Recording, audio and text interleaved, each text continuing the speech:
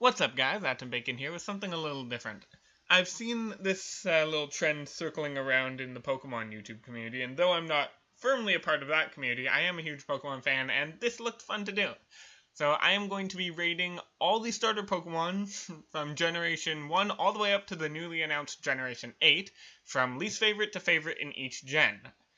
Of course, this is purely subjective, my own opinions, everyone's had this. The person who started this trend was a YouTuber by the name of Hoodlum Callum, former known as Hoodlum Scrafty.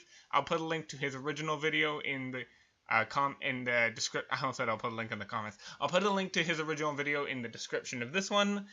And yeah, this is just my take on it. And if you found this just by looking through these and you are unfamiliar with me, hi, I'm Atom Bacon. I mostly just do Let's Plays. And I'm doing some other branching out a bit nowadays. But anyway, without further ado, start off with Generation 1. This is all being done sort of spontaneously in the moment. I haven't really put much thought into this beforehand, other than just the ambient opinions already in my mind that I'm going to be digging through. So, Generation 1. Definitely my favorite Gen 1 starter is Bulbasaur. I am a big fan of Grass. I've always really liked Grass-type Pokemon. Bulbasaur is very I also should mention, I'm judging these on the entire evolutionary line, not just the base forms. With the obvious exception of Generation 8, which we don't know. But, in addition to loving Grass types, Bulbasaur and its evolutions are very defensive and they're very stally, which is a strategy I am very fond of, much to the chagrin of many of my friends. So definitely Bulbasaur is my favorite. For a similar vein, I like Squirtle, albeit though Squirtle is as defensive as Bulbasaur, it doesn't have as much in the way of delay. Ivysaur can inflict Toxic and Leech Seed and Ingrain. Actually, I'm not sure if it gets Ingrain off the top of my head, but it gets those kind of moves that can drain and sap. And well, Blastoise has good defenses. It's more balanced. It's not quite as defensive. And definitely Charmander is my least favorite of the three. I don't have anything objectively against the Charmander family, it's just never interested me all that much. I've never been a fan of its playstyle. Generation 2 is probably the hardest one to rank, as anyone who has seen my recent Crystal Let's Play knows. Generation 2 is the gen I started with, it's one I'm very fond of. Totodile was my first starter ever, but nowadays I'm not sure I'd call it my favorite. If I had to pick, I think I'm going to give the spot to Chikorita for very similar reasons to Bulbasaur. It's got that defensive kind of gameplay I like. Unlike Bulbasaur, Chikorita's a little less about stall and a little more about support. It's less about draining its opponent's HP and more about like helping its allies, but it's still that kind of tanky, supportive Pokemon I like. Totodile definitely gets second place. Very nostalgic. It was my first Pokemon ever.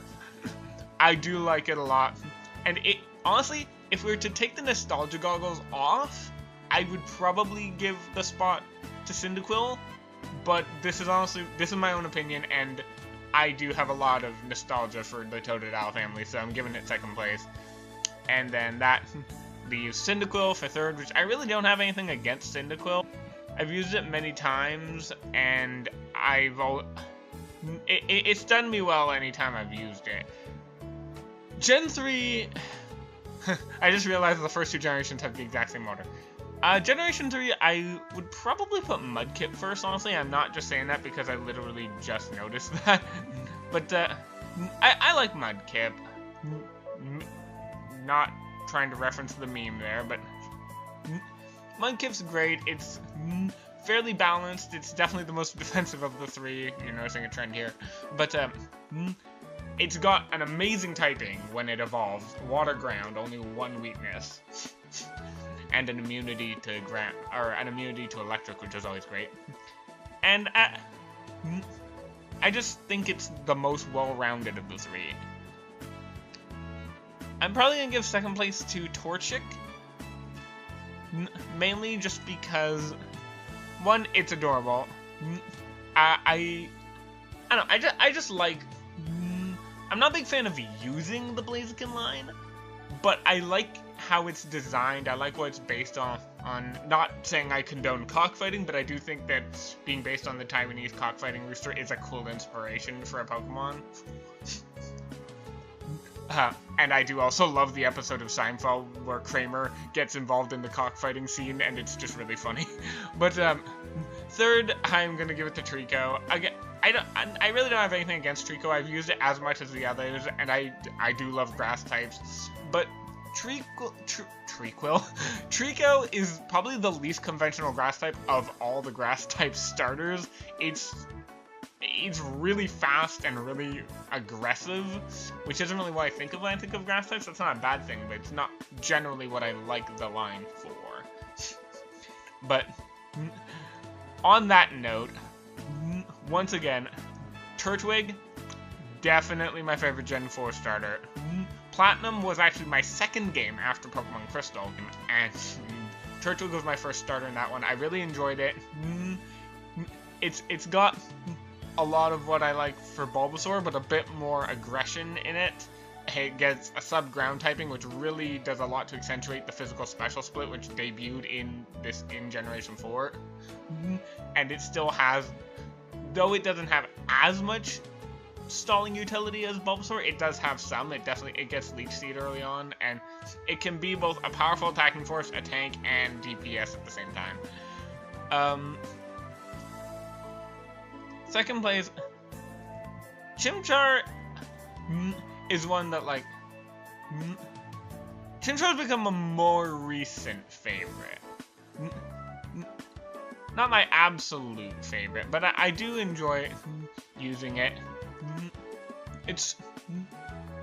I'd say it's probably my second favorite of the fire starters, but all around fire is probably my least favorite starter type. But Chimchar is really cool. I like that it can be, like, equally strong physically or specially or mixed. Like, it's got a lot of potential for mix-up and unpredictability. And I'm a fan of, like, the many different ways that video games and media portray the legend of Sun Wukong, so props for being based on that. I almost said crops. Moving on, that leaves Piplup as the bottom choice for Generation 4. I know, Piplup's never really gelled with me all that much. And in the early, like, I get a lot of fun out of the early parts of the games and using the starters when they're not as powerful and just helping them grow, but Piplup has always been my least favorite base starter to use. It's just never felt as powerful or as climactic as any of the other water-type starters. Or really any of the other starters. Like, its evolution, its middle stage Primplup is kind of equally as boring. Like, it's got a cool design. Piplup's cute, and Primplup's got a cool little bit of sassiness to it. And Empoleon is quite the badass, and being a water steel type is really interesting. But Piplup's just always been the least climactic starter to use. It's always felt the weakest to me, and Primplup doesn't have very good level up moves, at least not in Diamond, Pearl, and Platinum. So, it's always one that, I wouldn't say it's forgettable, but it's the one that I have the least memories about. Gen 5, oh boy.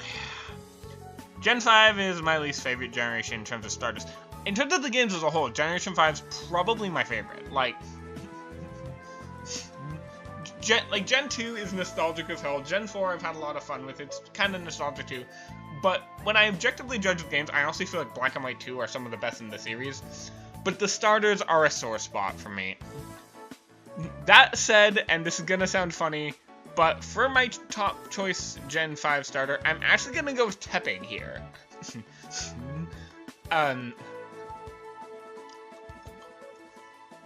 know, like, people joke, like, oh god, the firefarter.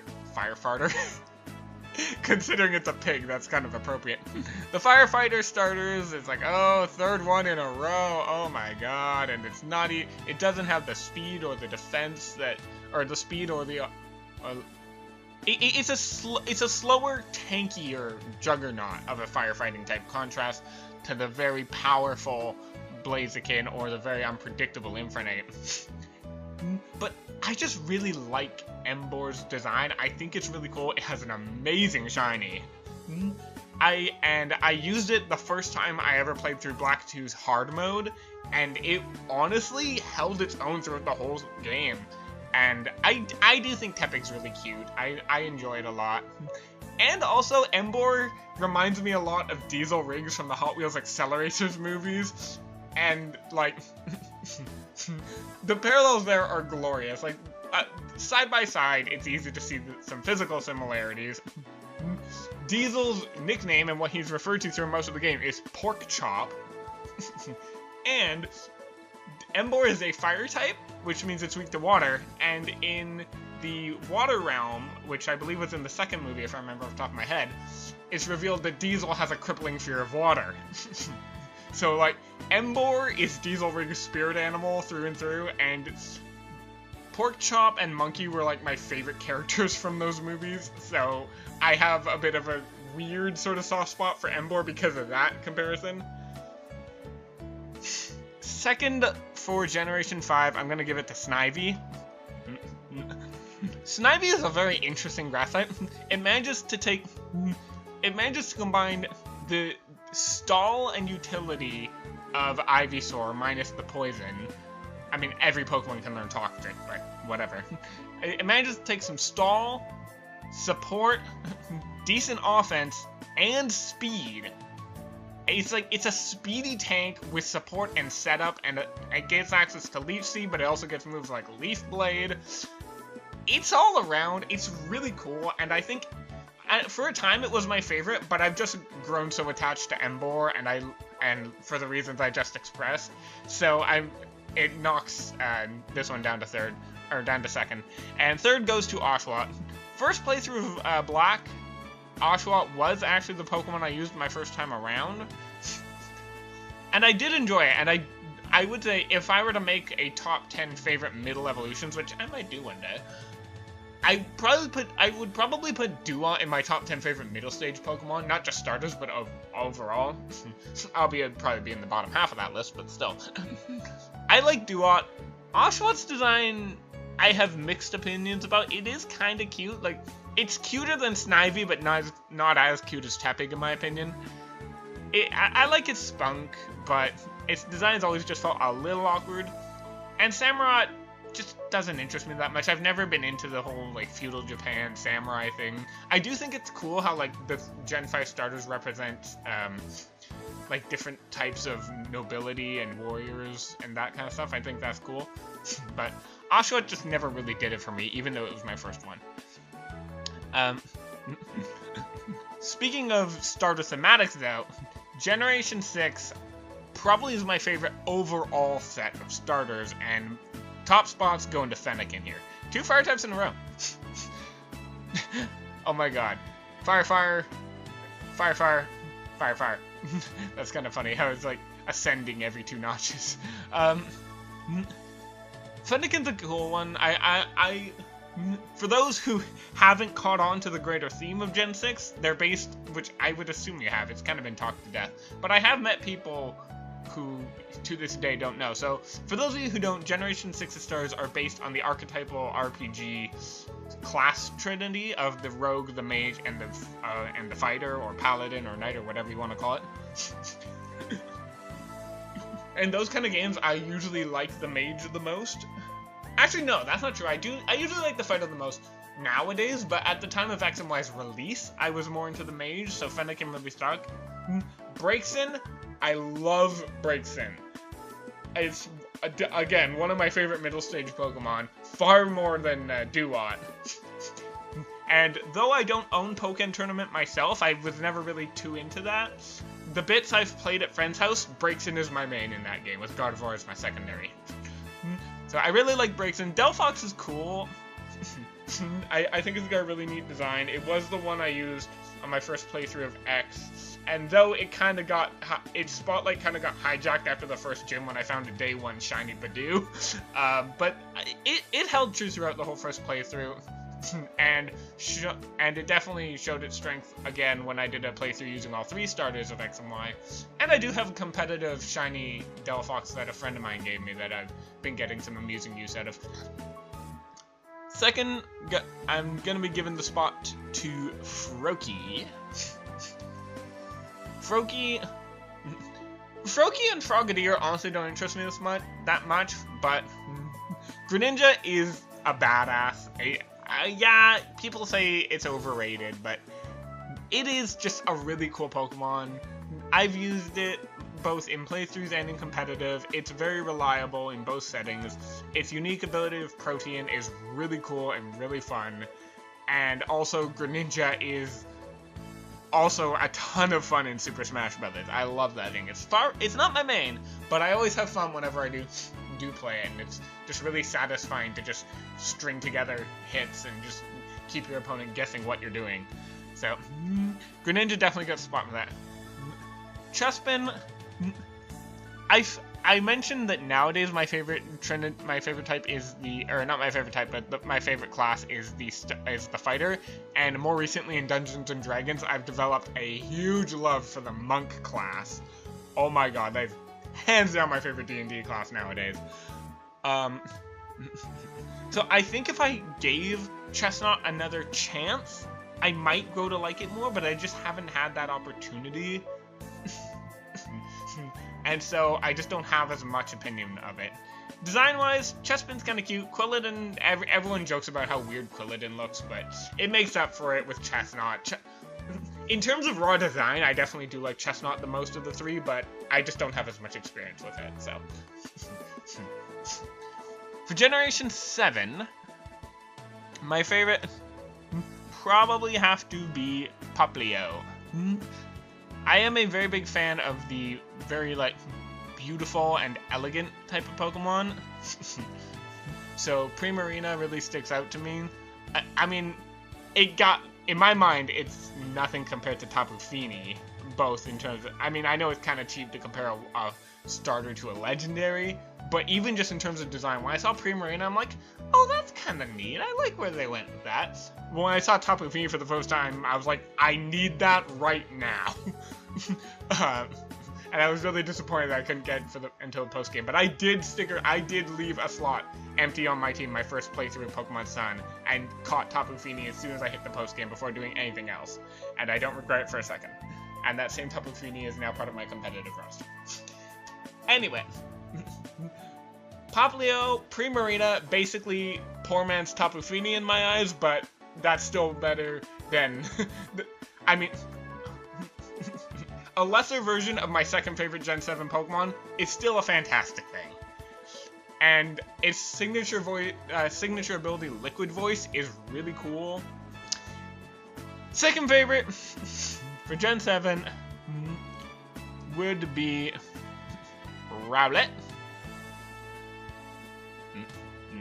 Rowlet was the one I used on my first playthrough of Moon. Of Sun, sorry. It looked pretty cool. I know, I guess I don't really have a lot to say about Rowlet, actually. It's adorable, and Decidueye is a badass. I honestly was hoping for Decidueye over Incineroar for a Smash Bros. Rep, but I get why they went for Incineroar. I don't know, it's cool, but I think it's objectively the worst of the 3 competitively, which is a shame. But, okay, you know what? The more I voice my opinions out loud, the more I realize, I'm sorry, Rowlet, but I'm knocking you down a spot. The more I think about it, the more I realize that no. I actually kind of grown to like Incineroar a little more than Decidueye, which even I didn't think so. But, okay, let's be real. What the hell was that? Let's be real here. We haven't had a we haven't had a quadrupedal final starter evolution since freaking Samurott, and even that was kind of weird. So if you really want to argue, the last time we had one was Torterra. So when I saw Litten, I was like, oh, that's adorable. And then I saw Torracat, and I'm like, okay, I like where this is going. And then I saw Incineroar, and I just face-palmed. Incineroar made by far the worst first impression on me of the 3. but it has grown on me. When I got Pokemon Ultra Moon, and no, that wasn't a mistake. I did take Ultra Moon, even though I played Sun originally. When I played Pokemon Ultra Moon, Litten was the only one I hadn't tried yet, because I played Rowlet and Sun. I ended up getting Moon as well, and I used Popplio on my first playthrough of Moon. So then for Ultra Moon, I decided to use Litten, since it was the only one I hadn't used. And it grew on me over the course of that playthrough. I went into it like, I don't really like you, but you're the only one I haven't used. But over time, it actually grew on me a bit more. Incineroar's design, I like it more for its reference than for its actual appearance. Like, the first thing I thought when I saw it was, it looks like Tony the Tiger. But I still stand by saying it looks like Tony the Tiger. And I think I even named it Tony when I finally used it. But I think it is a really cool, like, people are like, oh, of all the Pokemon to not be firefighting, they go for this one. But the Dark typing is really fitting. Oh, and also Dark is my favorite type, with Grass as my second favorite, so points for that. And I like what they did with it. I do think it was cool. Like, it's called the Heal Pokemon, and anyone who knows anything about professional wrestling knows that heels are the villains of the wrestling world, with faces as effectively the heroes. So the Dark typing, which, for those who don't know, is actually called the Evil type in Japan, fits very well there. It's also based on Tiger the Dark from a wrestling manga. And probably my favorite little tidbit, pro wrestling, as everyone knows, is fake. So, pro wrestlers are more performers than actual fighters, which plays into Incineroar's very show-offy nature, especially in Ultimate. But what would happen if a fake performance fighter got in a fight with an actual, like, black belt? Like, let's say a pro wrestler pissed off Karate Master. And okay. I know that, like, serious martial arts is, like, you never use your art to, like, show off or to impose. It's all about self-defense. So let me reword that. Let's say a pro wrestler actually tried to attack, like, a black belt, like Kung Fu or whatever other martial arts. They'd get their ass handed to them. They wouldn't stand a chance. And what is Dark weak to? Fighting. Incineroar is a fake performer. And if it tried to pick a fight with a real fighter, it would have a massive disadvantage. So I think that that's really clever and really cool. So yeah, definitely Incineroar, second favorite. I said, you know what? As I said, this is all sort of improvised. The more I think about it, the more I just start to realize that no. I've actually grown to really like Incineroar in a sort of ironic way. So, you know what? I'm buffing him up. In the span of this one segment, Incineroar and the Litten line just rose from 3rd place to 1st. Good job. And lastly, Generation 8. Now, it's been less than a week since Pokemon Sword and Shield were announced. We only have the base forms, so I'm just going off of what we've seen from that first trailer. And who is it, you may ask? Am I Team Score Bunny? Am I Grookey Gang? Or am I Sobble Squad? The answer is Sobble Squad. This thing is adorable. I really like its design. I think, more than anything, I think this one has... I'm the most interested to see where they go with this.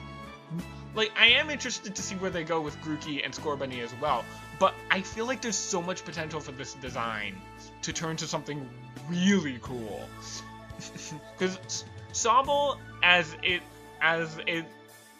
bit of its name and also just what was said in the trailer, they say that it's very timid and runs away and very sad.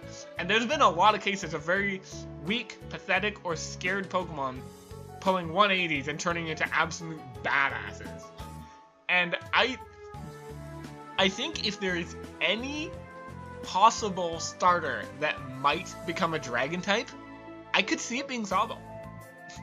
Because Sobble is described, like, I've seen some people say Sobble is a tadpole, but in the Sun and Moon reveal trailer, in the Sword and Shield reveal trailer, they explicitly called Sobble a lizard. And dragons are reptiles, they're basically just giant winged wizards, at least Western dragons are. And a lot of other dragons tend to be sea serpents, as we have with, well, not Gyarados, but Pokemon like Kingdra and only one I can think of off the top of my head. Palkia, but that's not really a sea serpent. But the point is, I could see Sobble becoming a dragon type. I'm not saying definitively, oh, it's obviously going to, because they said it's a lizard and a lizard has to become a dragon. No.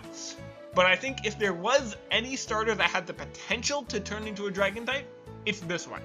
Even if that would be very overpowered. And effectively give it resistances to both the other starters. But, speaking of being interested to see where the evolution line goes, I'm giving second place to Scorbunny. Scorbunny, I'm not gonna lie, I really don't want this thing to become another firefighting type. Even though my favorite of the firefighters is the third and generally considered the worst of the three. A, I have my reasons that I spent a lot of time on, and B, they bucked the trend 2 gens in a row. One with a Pokemon that was literally super effective against fighting, then another that looked like it should be fighting but was weak to fighting. They not only stopped the trend, but it seems like they themselves were mocking the trend. Like, I get Delphox and Incineroar both have valid reasons for being Psychic and Dark respectively, but it's still funny to me. The main reason I think that Scorbunny might be a fighting type, though, is this. That little mark between its eyes above its nose that looks a lot like a bandage that martial artists and like people are seeing when sparring, stuff like that. You see it in a lot of like sort of 80s martial arts movies. You see it on characters like Akihiko Sanada from Persona 3, who's a boxer. It's very reminiscent of that kind of stuff. Although that stuff is seen on other like sports, like athletes and stuff too, and I've seen some talk about the Gen 8 starters being sports themed, so that, if that is true, puts my mind at ease a bit that it might not be fighting type. What I would love to see for Scorbunny's evolutions, the last 3 fire starters in a row were all quadrupedal in their first stage. One was quadrupedal in its second stage, but then they all became bipeds by their final evolutions. I would love to see Scorbunny pull a 180 and turn into this giant hulking rabbit fire beast that stands on all 4. Like, think like Twilight Princess Beast Ganon mixed with the Tagwells from Fire Emblem Awakening, covered in fire. I would love to see something like that. And maybe make it like Fire Ground or just Pure Fire or like, and not Fire Dark because we already have that, but I just think that would be really cool to see this cute little thing just pull a 180 and become this hulking rabbit beast. Good God, not a rabbit. Fuck! That's hard to say. I'd like to see this thing pull a 180 and become a giant hulking rabbit beast. I think that would be amazing. And Grookey, nothing against it. I've been saying that a lot for the third phases. But I'm just the least interested to see where Grookey goes. Evolution-wise. Like, the way I see it, there's two ways those evolutions could go. He could become a very sly, spunky, athletic sort of monkey, kind of like Incineroar, kind of like Infernape, and like, I saw this video by, I think it was Feint Attacks that made a video about a potential final evolution that looked kind of cool. So I think it could like go that way, like looking sort of like a very nimble, athletic, almost Wukong-esque monkey. Or it could become this giant hulking beast of a grass gorilla. I'd be cool with either, but I don't really see it doing anything other than one of those two. If it does, I'll be pleasantly surprised. But I feel like it's gonna go one of those two directions. Whereas Scorbunny, I think, like, it could either kind of stick with the pattern it has, or it could do what I said I hope to see and like pull a full 180 and go all feral and stuff, which would be really cool. And Sobble, I have no idea where they're going, and I'm really interested in it. Also, I didn't mention this before, but Sobble looks like a Chow. I'm not the first person to say that, I will not be the last. But I did say that almost immediately. I'm not just following trends, that was an impression I did come to on my own. So yes, that is my version of this. And since I have seen since people have often been ending these with tagging people, I am going to tag Chris Kringle. I know that you aren't in the best place to set videos right now, but if you manage to pull this one together, cool.